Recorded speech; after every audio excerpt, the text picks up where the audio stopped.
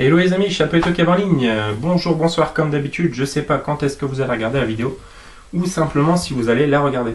Voilà, on se retrouve aujourd'hui pour une nouvelle vidéo, une fois de plus, pour un achat récent. C'est les soldes. On allait faire des courses sur notre Leclerc habituel. On est passé au cash et il y a une offre 10 DVD pour 5 euros. Sur les DVD à 1 euro, et franchement, vous allez voir, il y a vraiment du très bon. Et hormis ça, j'ai trouvé un super film et une pépite, vraiment une pépite. Donc on commence tout de suite. Alors le premier que je vais présenter, c'est un film que j'ai beaucoup entendu parler, mais que j'ai jamais vu. Donc c'est un film pas d'animation apparemment, ça a l'air d'être un peu dans le même esprit que le Grinch, tout ça. C'est avec la voix de Mike Myers, donc c'est Le Chat Chapeauté. J'ai eu beaucoup de retours très positifs sur ce film. Beaucoup de personnes que je connais qui l'ont vu et qui m'ont dit que c'est vraiment un très très bon film. Donc on verra bien.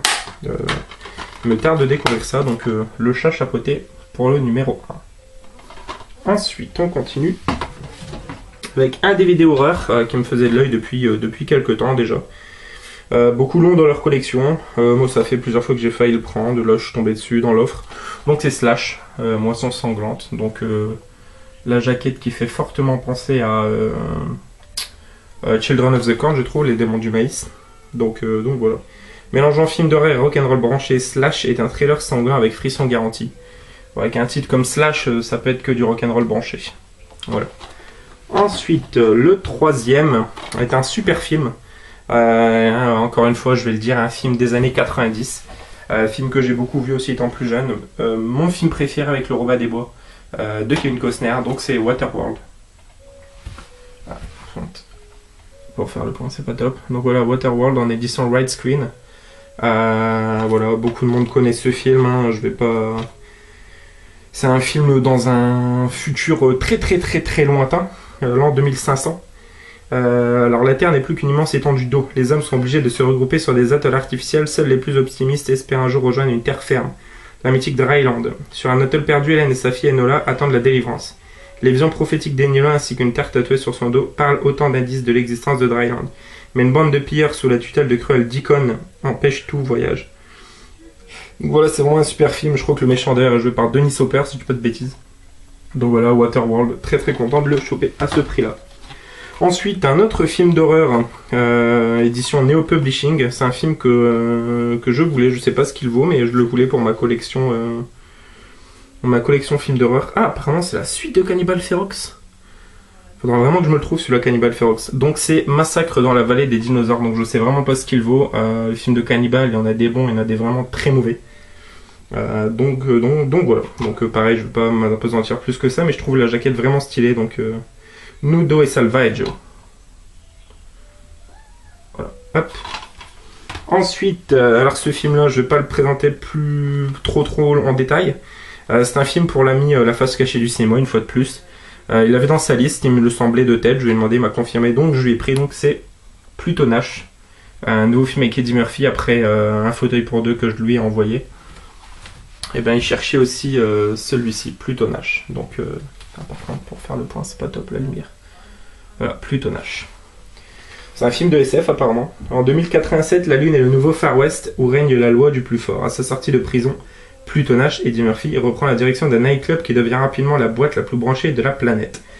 Son refus de céder à un mafia local l'entraîne malgré lui dans une course-poursuite impitoyable où s'enchaînent embuscades et explosions. Son seul but, sauver sa peau. Donc voilà, content de te l'avoir trouvé. On continue ensuite avec une très belle édition d'une adaptation de Peter Pan avec Ludivine Seigné entre autres. Jeremy Sumpter, je ne connais pas, Jason Isaacs, Billy Hopkins. Donc voilà, c'est Peter Pan. Édition super sympa avec le fourreau. Donc voilà, pareil, une nouvelle adaptation de l'histoire de Peter Pan au pays imaginaire et les enfants perdus. Donc très content, je ne l'avais pas non plus, donc chopé pour également 1 euro. Ensuite, un très bon film de Alex de la Iglesia avec, comment s'appelle-t-il, Elijah Wood et John Hurt et encore Dominique Pinon. Vraiment un très bon film, assez complexe, c'est un thriller, et c'est Crime à Oxford, donc pareil, une superbe édition avec le fourreau. Je pense qu'il n'y a pas forcément beaucoup de monde qui connaît celui-là, donc je vais un petit peu vous lire. Donc, scène de crime à Oxford. Une vieille dame est retrouvée mystérieusement assassinée à l'origine de la découverte du corps, 2 hommes. Arthur Seldom, éminent professeur de mathématiques, et Martin Brien, étudiant américain. Rapidement, d'autres meurtres surviennent, dessinant une série d'assassinats reliés par d'étranges symboles. Face à l'inexplicable, l'élève et son mentor se lancent dans une traque effrénée à la poursuite d'un tueur insaisissable. Mais sont-ils vraiment préparés à ce qu'ils vont découvrir? Voilà, Crime Oxford, vraiment un très très bon film. Voilà, pour la filmographie Elijah Wood, et tout simplement parce que c'est vraiment un film à voir, je trouve. Je vous le conseille pour ceux qui ne l'ont pas vu, amateurs de thriller et de films de meurtre, tout ça, vraiment cool.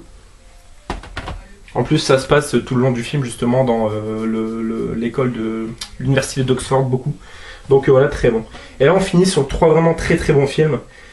Ça, c'est un comédie, je crois, que quelques personnes recherchent dans leur liste. Et moi, il me le fallait aussi, parce que voilà, c'est le genre de comédie à la American Pie avec Sean William Scott et Ashton Kutcher que je voulais. Donc voilà, c'est Emek, elle est où ma caisse. Donc chopé pareil, hein, pour 1€, donc les 10 pour 5. Très content. Donc voilà, Emek, elle est où ma caisse, un comédie complètement déjantée où de te faire se réveiller un matin, où il y a eu beaucoup de filles dans la soirée, beaucoup d'alcool. Et il se retrouve juste avec les clés et le volant et il se demande où allait passer la voiture. Donc voilà, il faudra que je le revoie, mais je sais que j'aimais beaucoup ce film. Donc Emek, elle est où ma caisse, très content également de l'avoir chopé. Et là, sur les 2 derniers, celui-ci, la première fois que je l'ai vu, c'était un cinéma en plein air. Et j'avais vraiment surkiffé. C'est de J.J. Abrams et c'est produit par Steven Spielberg. C'est un film que j'ai déjà failli prendre à plusieurs reprises, mais était rarement en dessous de 5€. Et là, pour 1,99€, bah, j'ai sauté dessus. Donc voilà, c'est Super 8.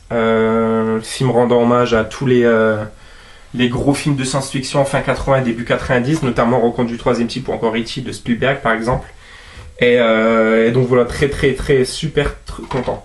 C'est avec une espèce de créature qui doit un petit peu s'alimenter de trucs métalliques, je crois, et ils vont tout faire pour qu'elle reparte un peu chez elle et pour l'aider. Et c'est vraiment très esthétique, très beau. Il y a aussi des clins d'œil à Stand By Me, tout ça, au niveau justement de l'esthétique du film, comment c'est filmé, tout ça. Et les petits jeunes sont vraiment très bons. Donc voilà, un vrai super bon film. Si vous l'avez pas vu, pareil, je vous le conseille fortement. Super 8. Et voilà, pour terminer, mon vraiment très gros coup du jour. Je suis hyper content. Voilà, vous le savez, hein, là derrière, il y a ma filmographie Robin Williams qui gonfle. Mais il y en a un notamment. Alors comment dire, certains disent que c'est le film le plus triste avec Robin Williams. Une chose est sûre, c'est que c'est celui qui a le plus de valeur sentimentale pour beaucoup de monde, mais aussi valeur pécuniaire, malheureusement. C'est un des films qui coûte le plus cher sur les sites de vente. Et je l'avais déjà vu dans le même cash à 12 ou 14,99, je crois. J'avais déjà hésité à le prendre. Parce que voilà, c'est l'homme bicentenaire. Donc l'homme bicentenaire, vraiment hyper content de l'avoir chopé. Vraiment super content. Il est à 7,99, donc je pense que c'est un très bon prix. Notamment parce que c'est dans l'édition, la bonne édition quoi. Donc film de Chris Columbus, hein, Maman j'ai raté l'avion pour ne citer que lui. Et voilà, pour ceux qui connaissent pas, je vais lire un petit peu. Donc première loi, un robot ne peut porter atteinte à un être humain, ni restant passif, laisser cet être humain exposé au danger.